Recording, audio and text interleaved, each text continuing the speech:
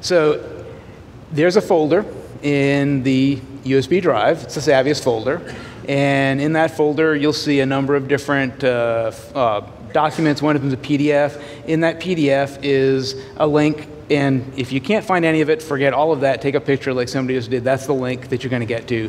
So it's nice and straightforward. It's savviest.com/wirelesslan_pro. You can't see the underscore. And that will take you directly into a very short little kind of website dance you have to go through. This will be the first screen. You'll see this, and it'll tell you, maybe you won't see that because I'm not sharing that right now, never mind. You will see that you can either get the free trial, or if you've had the free trial before, you'll see that you can get a discount on OmniPeak. So that's pretty much where that's at. Also on that flash drive is the drivers for the 11ac adapter that you got. So that's also quite important. And it's in the same folder, of course. You'll see the drivers themselves in a zip folder, 32 and 64-bit. And then you'll see the instructions for the driver. And I am going to make every effort to share the instructions with you because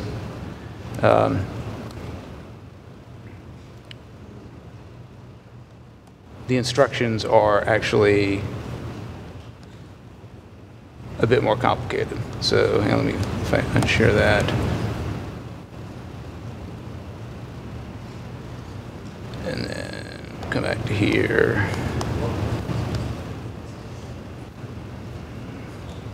So the instructions are archaic, and that's why I bring them up.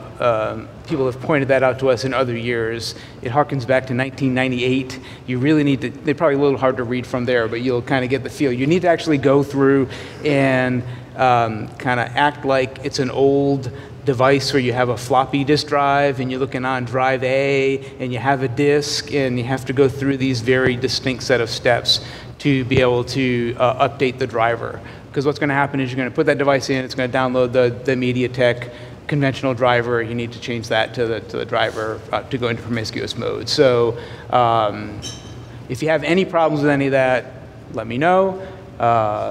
You can come tonight. I'll be in the other room, or just shoot me an email. But I'd like to get you running on both of those things. So that's where that's at.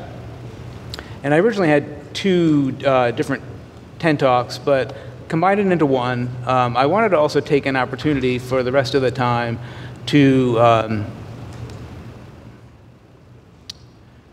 back to sharing this,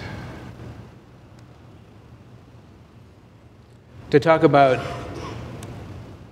11ac and Wave 2 packets, because there's been a lot of conversation, and I was really worried about this, yesterday and this morning, and then I saw Chuck's thing on AX, and now I'm not even worried about this anymore. I'm just scared shitless of 11ax. So I have no idea what we're going to do about that. But I'm glad it's in 2019. That's when maybe I'll be retired by then or something. But back to the practical thing, 11ac. So with MuMIMO, and again, it's all just choice. But we definitely want to make, for those that want to use OmniPeak, we want to make sure it can do all the things you need to do. And with MuMIMO, that's getting to be a bit challenging, right? We saw some of the first packets yesterday from Chuck, and I saw a few more packets this morning. Oops. I'll just hold it courtesy of Ixia, and but those are some of the first packets that any of us have seen, and it's a great start, but there's stuff that's missing. Chuck pointed it out yesterday.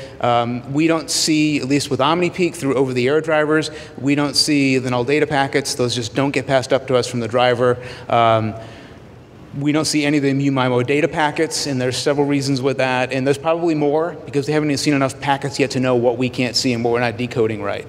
And some of the whys behind that are, number one, there aren't any compatible adapters today that are MuMIMO. There might be at some point, and we'll be keeping our eye out for that. And it's another area where I encourage you to let me know if you see adapters that you think might be compatible to do that.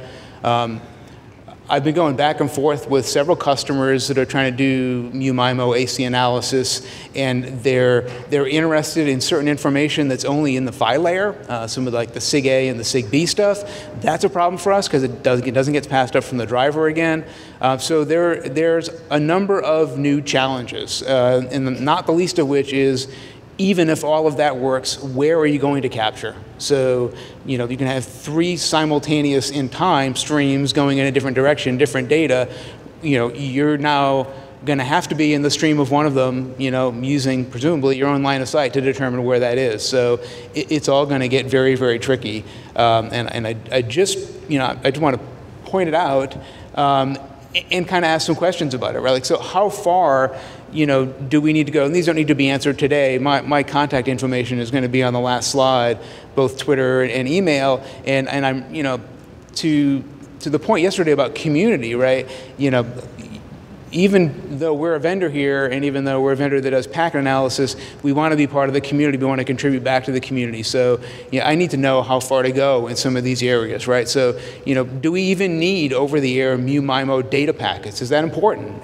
So it kind of seems like it is, but, if we can get away without that, interesting to know.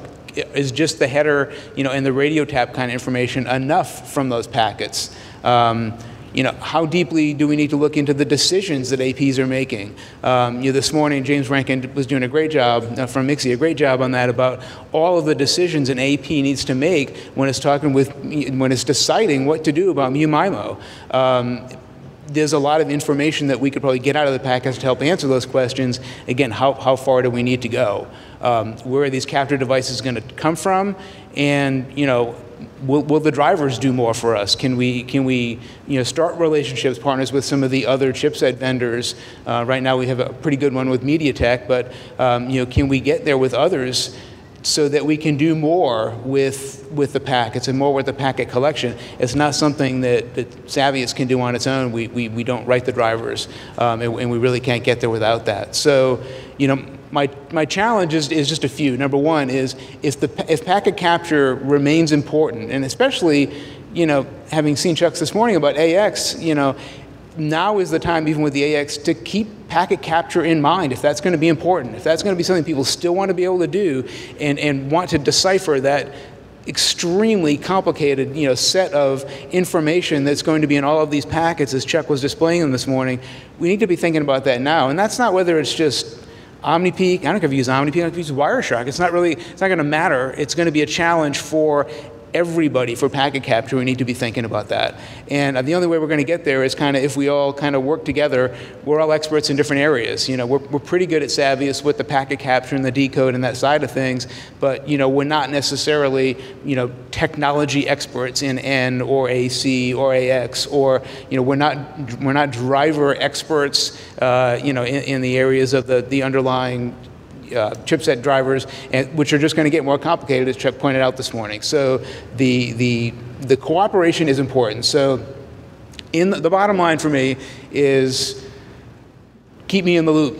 Really, if you get packets, AC packets, and you're an OmniPeak user and you don't think we've decoded something correctly, or you want us to do more, I'm extremely interested in that feedback. And you can either do it over email, start a conversation over Twitter. I watch a lot more of the wireless conversations now on Twitter. I have to admit, I'm in marketing at many different levels at Savius, not just on wireless. And the wireless Twitter community is so far above and beyond any of the other communities, in terms of Twitter, in terms of the information that's shared, the value of the information, the quantity of the information, and the quality of the dialogue, that it's amazing. So in either place, but keep us in the loop. It'll not only help OmniPeak, it'll help inform packet capture in general, whether you're an OmniPeak user, a Wireshark user, or whatever you do, but it'll help keep us all informed. So thanks, guys.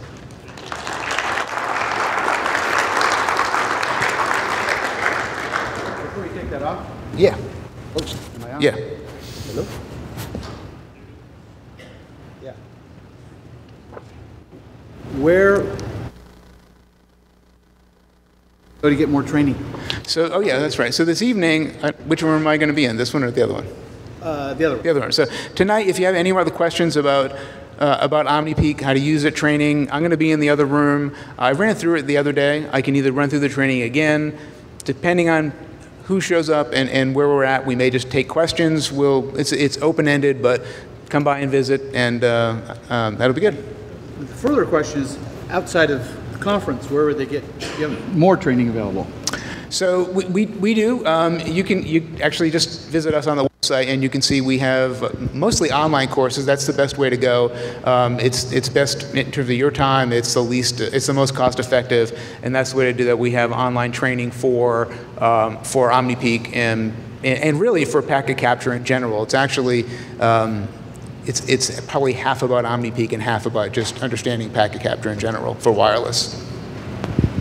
That URL is only good to tomorrow, right? It'll go past tomorrow. I don't know the exact date, but I can find out. But I encourage you to do it soon, only because it's kind of an open link right now. So we can't leave it open for too long because word will get out. Yeah. OS 10 version? Pardon me? OS 10 version. OS 10 version ever? That question came up in the training the other day. So I'll be honest with you. No, we're not ever going to write natively for the Mac. It's too much work. There's really too many years of graphical design there. But what we are working on instead is we already are working on splitting apart kind of the capture and analysis, the underlying parts of it from the graphical end, so that we can go to something that's entirely web-based, HTML5, something in that range. So that's really where we're headed to go to kind of platform independence.